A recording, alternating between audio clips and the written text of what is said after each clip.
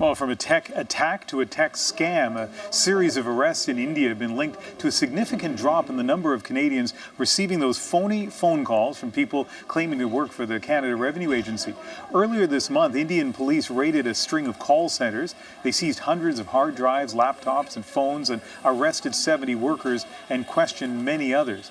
The call centres were suspected of scamming people around the world. Maybe you've gotten one of these calls by pretending to be the tax man. It has emerged that these bogus call centers were in the business of making calls to the innocent American taxpayers, innocent citizens. All right, let's go to Salima Shivji now with more on this story and the impact the arrests have had.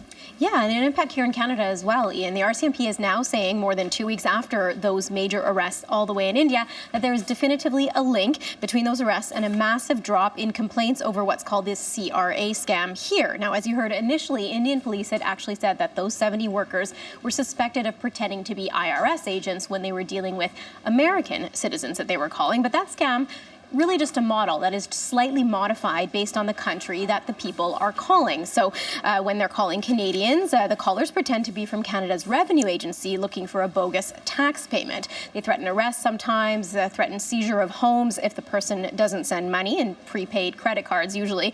Now, we've talked a lot about this scam. We even talked to an Ontario woman who actually got a call, realized what it was, that it was a scam. She sobbed and acted upset, and then ended up actually getting the overseas caller to back down from those threats and admit what exactly he was doing. Take a listen. You also will be arrested, so make sure keep this thing in your mind that what happens to your children after that. Now let me tell you one thing, no need to cry.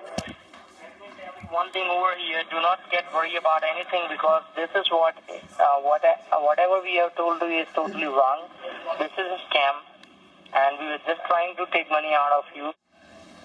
Now, that is just an example, no indication whether that's connected to those arrests. But what the RCMP are saying today is that they are now working on tracking down associates of those who are arrested in India who are actually working here in Canada. They're actually asking anyone with information to come forward. There's so many versions of the scam. One pretends to be Microsoft security. This one has to do with pretending to be the tax man.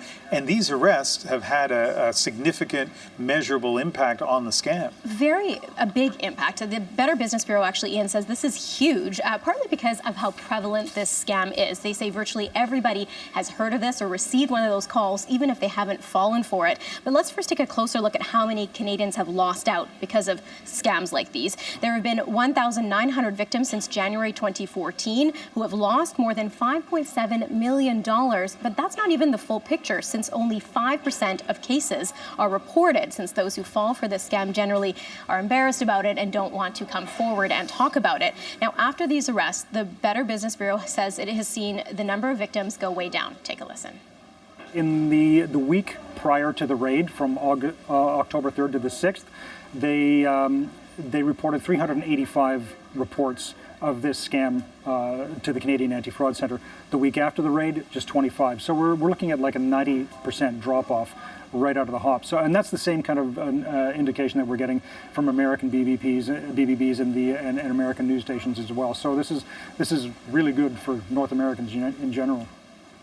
So good news doesn't mean the scam has stopped, it's just slowed down. So the RCMP and the CRA are actually still reminding people to be vigilant. The CRA always reminding people and putting up ads and posters actually saying that, you know, they won't call, they won't use aggressive language if they do call, they won't ask for prepaid credit cards, and they absolutely will not threaten, arrest, or send police in your direction. And do not give out your personal information over the phone or online to somebody. It's, you know, chances are it is a scam. Thank you very much, Salima. You're welcome.